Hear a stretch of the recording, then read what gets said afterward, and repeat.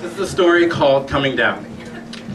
I'm sailing along underground on the subway, playing with my new iPhone, which has brought order to my chaotic life. And I'm on Facebook, and I get a message from a friend from high school. Well, he wasn't really a friend so much as an acquaintance, but I went to a party at his house. Well, I didn't really go to that party, but we shared a locker at one point.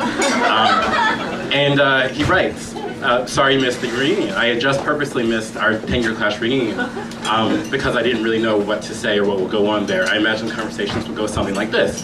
Hey Eric, how you doing? You look great. No, I don't. You married? You engaged? It's illegal. Well, it's over.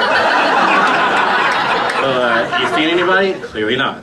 What have you been doing for the last 10 years?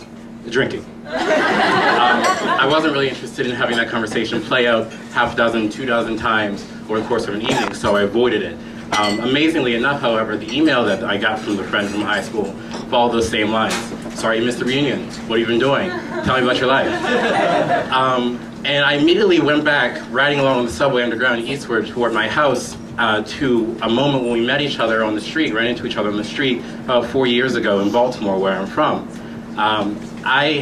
It was Christmas Eve, and I'll backtrack a bit. I was sitting at home drinking a Long Island iced tea.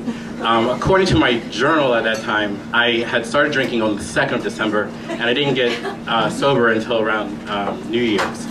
This was around the middle, I think. I don't really know. But I guess it must have been because it's Christmas Eve.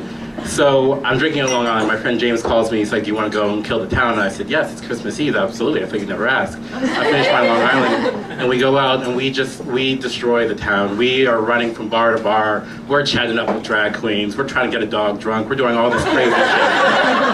At one point, I ran into the guy who would later become my Facebook interrogator on the street. And I was so happy to see him, even though we had only shared a locker, and I hugged him, and I'm telling him this crazy-ass story, and then all of a sudden I blacked out, and I came to and I was at another bar, and I'm still telling this story, but he wasn't there. It must have been a really good story.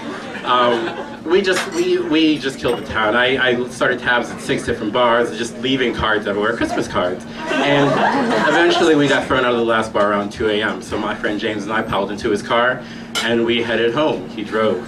And as we're driving, he opens up the glove compartment and pulls out a blunt. Now, I don't smoke pot, but this evening I thought, hey, it's Christmas.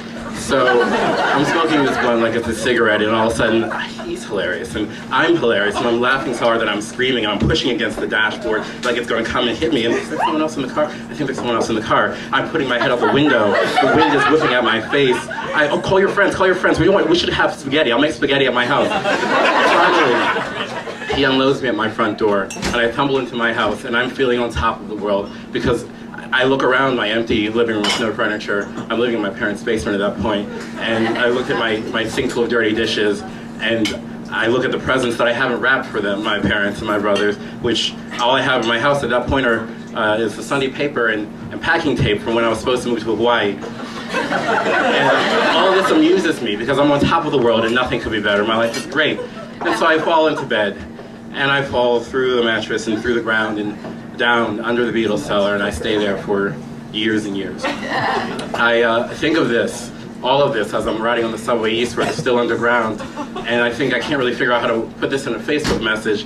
Maybe I'll tweet it at some point. So I get rid of that, and the iPhone's still new to me at this point. It's so interesting. So I go to this different app called Google Earth, where you can just look at different things. The Earth, you pull it up, and the Earth spins beneath you in your hand like a marble, and you type in an address, and it suddenly shifts and zooms, and all of a sudden you're looking at a building up close. You're looking at the street where you live. I typed in the address of my school, my high school, and I looked at the fields and the buildings, and I guess to figure out, I don't know, maybe what had happened in the last 10 years, and where did that guy go, and that clearly had no answers for me. So then I typed in the address of the house where I lived, and I zoomed in, and I pinched closer and closer and closer until I could see the basement window where I lived, and I zoomed up and looked at the 3rd floor, and I felt kind of like Peter Pan looking in the window for that little boy from so many years ago, and I wondered where I'd gone and where I'd been in all that time, where I'd been, had I been blacking out all these years.